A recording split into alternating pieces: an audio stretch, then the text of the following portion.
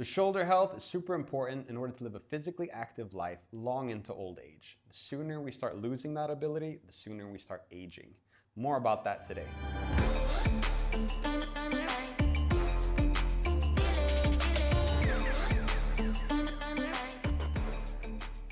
Welcome back to us at Goat Factory for another competence video. Today we're going to talk about shoulder and shoulder health.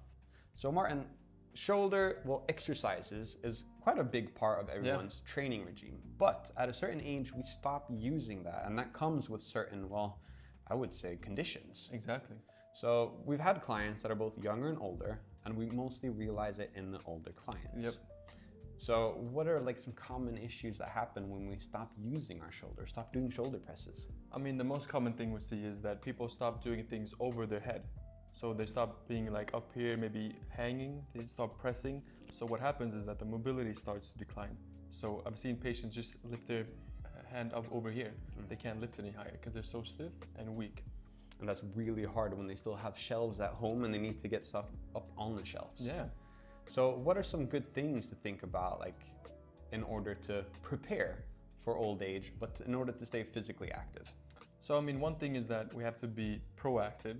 We have to start when we're young. So always use your arms over your head, use your mobility, use your strength over your head. So that's the first thing. Start when you're young and then build up. Well, perfect. Well, then let's just jump into it and some of the few different tips they can take with them while doing shoulder presses at home or at the gym. All right, Martin, just grab a dumbbell and I'll take it from there. And like we've said in a previous episode, shoulder mobility is key in order to press something overhead. So make sure that you will stretch those muscles that are needed to be stretches prior to an exercise like this. So Martin, with a simple shoulder press, if you show them at home, and like what you guys will see is that Martin is completely still, but what's actually happening is that he stabilizes the rest of his body and he's not moving with the weight side to side like that and trying to compensate in order to get the weight up. So what we want to do here is work in as straight lines as possible. Martin has a neutral wrist, and that just means that the wrist doesn't fly back, it just kind of stays neutral in the rest of the lower arm.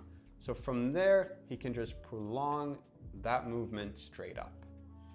And there is, of course, if you just switch to the kettlebell, if we have a little bit of problem left in our shoulder mobility, switching to a kettlebell can actually help that, because before you lift it, the weight now is shifted a little behind. So if you just press it straight up, them at home can see that the angle of your arm is actually more, suitable and doesn't have to pinch you as much. So if you're tight in the lats, a kettlebell can work excellent in order to get that.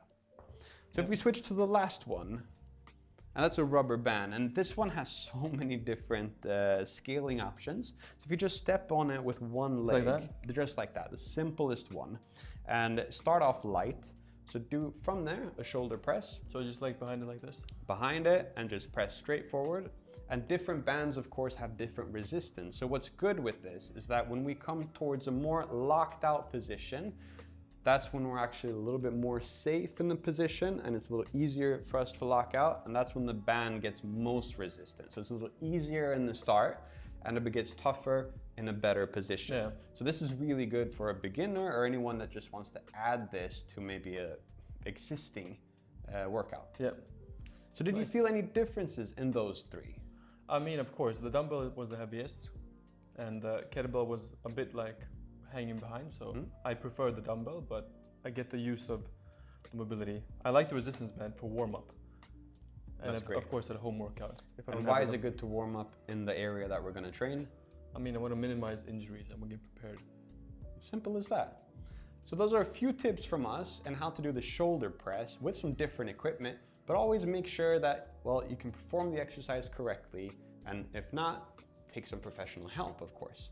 Stay tuned next week for another episode of us at Goat Factory, and until then, take care.